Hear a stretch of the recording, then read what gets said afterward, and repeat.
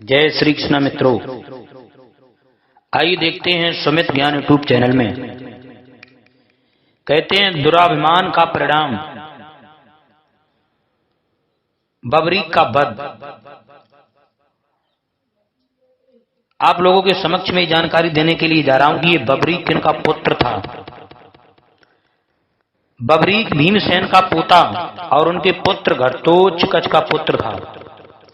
इसकी माता मौर्वी थी, जिसे शस्त्र शास्त्र तथा बुद्धि द्वारा पराजित कर घटोत्कच ने ब्याया था। बबरीक बड़ा वीर था। इसने एक बार भीमसेन को अत्यंत ब्याया था। बबरीक बड़ा वीर था। इसने एक बार भीमसेन को अत्यंत साधारण युद्ध कौशल से पराजित कर दिया था। जब पांडवों के वनवास का 13वां वर्ष व्यतीत हुआ, तब सभी राजा उपप्लव्य नामक स्थान में युद्ध के लिए एकत्रित हुए। वहां से चलकर महारथी पांडव कुरुक्षेत्र में आए, जहां दुर्योधन आदि कौरव पूर्व से ही स्थित थे। उस समय भीष्म जी ने दोनों पक्षों के रथियों तथा अतिरथियों की गणना की थी। इसका सब समाचार जब गुप्तचरों द्वारा महाराज युधिष्ठिर को मिला, तब उन्होंने भगवान श्री कृष्ण से कहा, केशव, दुर्योधन का कौन वीर कितने समय में सेना सहित पांडवों का वध कर सकता है। इस प्रश्न पर पितामह और कृपाचार्य ने 1 महीने में हम सबको मार डालने की प्रतिज्ञा की है। इस प्रश्न पर पितामह और कृपाचार्य ने 1 महीने में हम सबको मार डालने की प्रतिज्ञा की है। द्रोणाचार्य ने 15 दिनों में, अश्वत्थामा ने 10 दिनों में और सदा मुझे भयभीत करने वाले कर्ण ने तो 6 ही दिनों में सेना सहित पांडवों को मार डालने की घोषणा की है। देवकी नंदन, क्या हमारे पक्ष में कोई योद्धा है नहीं जो इसकी कोई प्रतिक्रिया कर सके।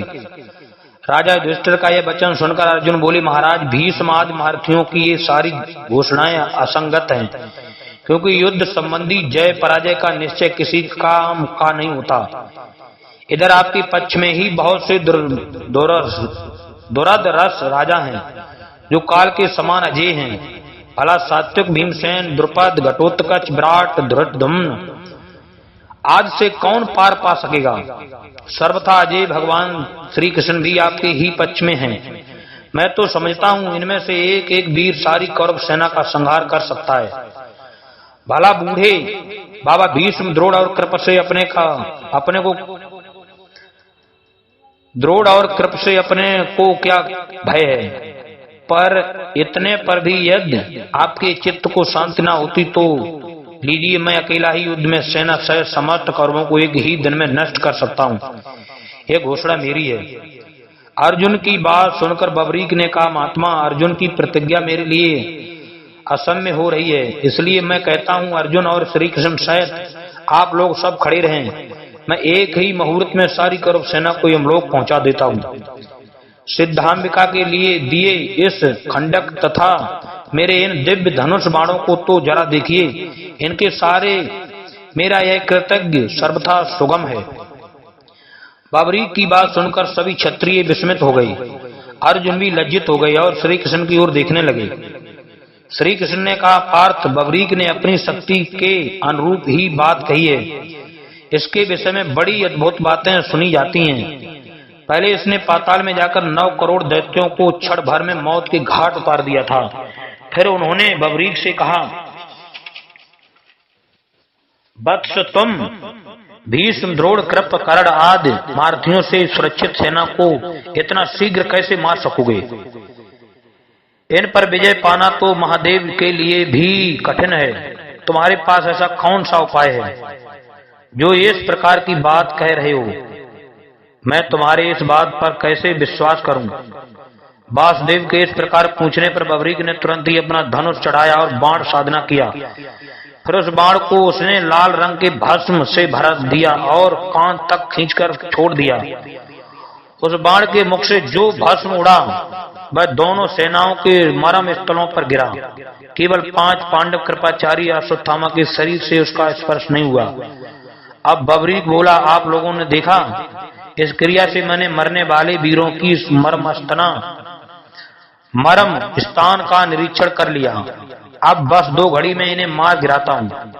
यह देख सुनकर युधिष्ठिर आदि के चित्त में बड़ा विस्मय हुआ। सभी लोग बबरीक को धन्य धन्य कहने लगे। इससे महान कोलाहल छा गया। इतने में ही श्री कृष्ण ने अपने तीक्ष्ण चक्र से बबरीक का मस्तक काट गिराया। इससे भीम घटोत्कच आदि को बड़ा क्लेश हुआ। इसी समय सिद्धांबिका आदि देवियां वहां आ पहुंची और उन्होंने बतलाया कि इसमें श्री कृष्ण का कोई अपराध नहीं। बबरीक पूर्व जन्म में सूर्य वर्चा नाम का यक्ष था।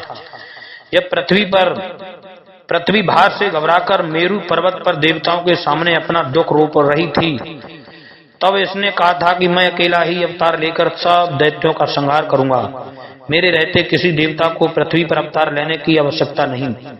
इस पर ब्रह्मा जी ने क्रोध होकर कहा था, तो दुर्मते तू मोहवश यह दुस्साहस कर रहा है। अतएव जब पृथ्वी भार नाश के लिए युद्ध का आरंभ होगा, उसी समय श्री कृष्ण के हाथों से तेरा शरीर नाश होगा। तदंतर श्री कृष्ण ने फिर चंडिका से कहा, इसके सिर को अमृत से सींचो और राहु के सिर की भांति अजर अमर बना दो। देवी ने वैसा ही किया। जीवित होने पर मस्तक ने भगवान को प्रणाम किया और कहा, मैं युद्ध देखना चाहता हूँ। तब भगवान ने उसके मस्तक को पर्वत शिखा पर स्थिर कर दिया। जब युद्ध समाप्त हुआ तब भीमसेन आदि को अपने युद्ध का बड़ा गर्व हुआ और सब अपनी अपनी प्रशंसा करने लगे। अंत में निर्णय हुआ कि चलकर बबरीक के मस्तक से पूछा जाए। तब उससे जाकर पूछा गया। तब उसने कहा, मैंने तो शत्रुओं के साथ केवल एक ही पुरुष को युद्ध करते देखा। उस पुरुष के बाईं ओर 5 मुख और 10 हाथी थे, जिनमें वह त्रिशूल आदि आयुध धारण किए था, और दाहिनी ओर उसके 1 मुख और 4 भुजाएं थीं, जो चक्र आदि शास्त्रों से सुसज्जित थीं। बाईं ओर ये मस्तक जटाओं से सुशोभित थे और दाहिनी ओर के मस्तक पर मुकुट जगमगा रहा था। वह बाईं ओर चंद्रकला चमक रही थी और दाहिनी ओर कौस्तुभ मणि झिलमिला रही थी। उसी रुद्र विष्णु रूप से सारी कौरव सेना कौस्तुभ मणि झिलमिला रही थी। इसी रुद्र विष्णु रूप से सारी कौरव सेना का विनाश किया था। मैंने उसके अतिरिक्त किसी अन्य को सेना का संहार करते नहीं देखा। उसके यूं कहते ही आकाश मंडल उद्भासित हो उठा, उससे पुष्प वृष्टि होने लगी और साधु की धुनी से आकाश भर गया। इस पर भीम आदि अपने गर्व से बड़े लज्जित हुए।